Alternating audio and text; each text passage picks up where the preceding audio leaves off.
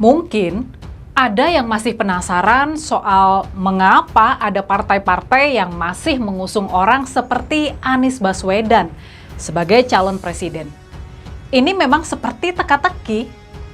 Orang yang sudah terbukti memecah belah anak bangsa dan juga nggak bisa kerja, cuma pintar ngomong doang, kok masih ada partai yang mau mendukung dan bahkan mengusungnya? Tentu ada alasan-alasan yang sudah diketahui umum dan memang masuk akal juga. Tapi Om Bewok rupanya memerlukan Anies, guys, sebagai satu-satunya sosok yang biasa dipakai untuk mengelevasi partai besutannya itu. Walaupun nantinya nggak menang Pilpres, tapi minimal bisa mengangkat ranking Nasdem dalam Pileg. Itulah strategi Nasdem dengan menyiasati pelaksanaan Pilpres dan Pileg yang serentak, guys.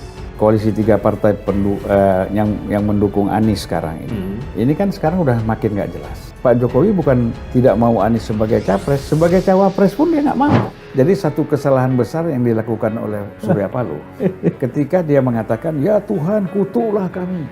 Terus dia rubah, kutulah aku gitu.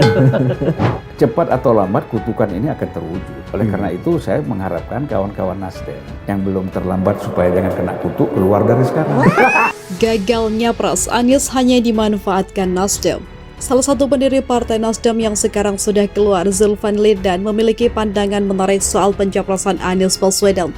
Sampai sekarang konsisten tidak yakin bahwa piagam itu Koalisi Perubahan secara sungguh-sungguh untuk mencapreskan Anies, jengkap Zulfan pada 17 April 2023.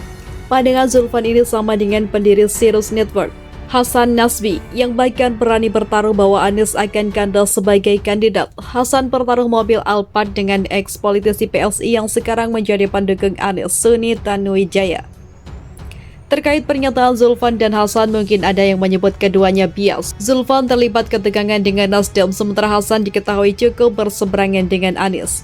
Namun komentar Amin Rais sekiranya menjadi pembeda. Sosok yang dekat dengan Anies itu justru menilai terdapat kemungkinan Anies akan kandas sebagai kandidat. Kalau tinggal Pak Prabowo dan Pak Ganjar, otomatis kita dukung Pak Prabowo. Sudah tahulah kelemahan dan kelebihannya, ungkap Amin beberapa waktu yang lalu. Sebagaimana dipertegas oleh Waketum Partai Umat, Buniani, pernyataan Amin tersebut merupakan perandaian jika Anies nantinya gagal nyapres.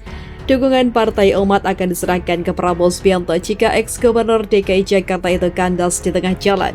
Konteks potensi gagalnya Anies maju di Pilpres 2024 sangatlah menarik. Diskursus itu membawa kita untuk melihat serius Partai Nasdem sebagai partai pertama yang mendukung Anies sebagai capres. Lantas jika Anies benar-benar gagal maju, apakah selama ini Nasdem hanya memanfaatkan Anies? 3 kecurigaan. Dalam artikel Pintar Politik yang berjudul Langkah Anies dihambat Surya Paloh, telah dijabarkan bahwa Ketua Umum Partai Nasdem Surya Paloh justru merupakan hambatan Anies untuk menguatkan personal brandingnya untuk menjadi kandidat yang begitu kuat menjelang Pilpres 2024. Anies harus membangun personal branding yang tidak hanya menampilkan dirinya sebagai sosok yang berbeda, melainkan juga sebagai harapan. Untuk kepentingan itu, Anies perlu menampilkan dirinya sebagai sosok baru, penuh inovatif dan dapat melakukan sesuatu yang belum dilakukan pemerintah sebelumnya. Singkatnya, Anies perlu menampilkan dirinya sebagai pembeda dari pemerintahan Joko Widodo atau Jokowi. Anies juga dapat mengambil ceruk suara dari mereka yang berkurang puas dengan pemerintahan Jokowi. Menariknya, kepentingan untuk menciptakan personal branding itu sepertinya terhambat oleh Surya Paloh. Ketua Nasdem tersebut perlu mendorong dan memfasilitasi Anies untuk pembangunan personal branding sebagai sosok pembeda. Namun sebagaimana yang terlihat, Paloh justru terlihat sangat menghindari ketegangan dengan pemerintah. Tidak hanya berusaha meyakinkan bahwa Nasdem mendukung pemerintah, melainkan juga tidak menghadiri deklarasi rekan koalisi, yakni PKS dan Demokrat, ketika mendeklarasikan dukungan terhadap Anies. Kemudian setelah Nasdem terancam reshuffle, Anies seolah terlihat diam. Ia tidak lagi vokal di depan publik seperti sebelumnya. Fenomena itu adalah dibahas dalam artikel Pintar Politik yang berjudul Gertak Reshuffle, Cara Jokowi Bungkam Anies. Berbagai variabel mencurigakan tersebut melahirkan sebuah kesimpulan deduktif yang menarik.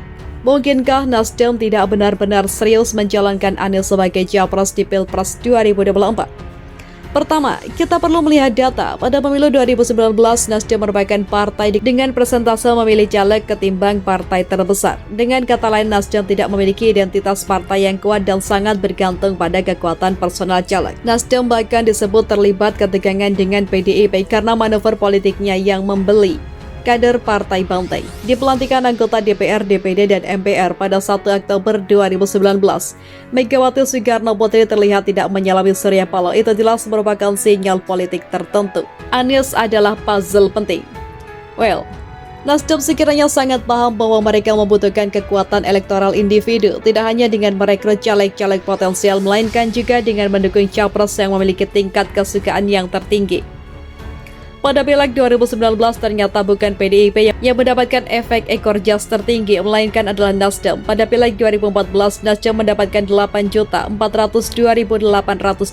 atau 6,72% suara. Pada Pileg 2019, suara Nasdem melejit menjadi 12.661.792 atau 9,5% suara.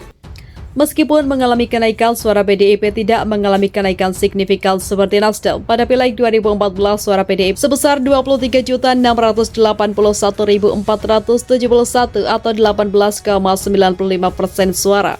Sedangkan pada Pileg 2019, suara PDIP menjadi 27.053.961 atau 19,33% suara. Bertolak pada pengalaman pada pemilu 2019, Nasdem tentu ingin mengulang kesuksesan dengan mendukung capres yang berpotensi memberikan efek rekor jas yang besar. Singkat cerita, kalkulasi sosok itu jatuh kepada Anies Baswedan. Sejauh ini kalkulasi itu sepertinya tepat. Berbagai elit Nasdem mengkonfirmasi bahwa dukungan terhadap Anies membuat masyarakat antusias untuk bergabung dengan Nasdem. Saya meyakini jumlah masyarakat yang akan menjadi kader Nasdem akan terus bertambah, ungkap Wasekjen Nasdem Hermawi Taslim pada 4 Oktober 2022.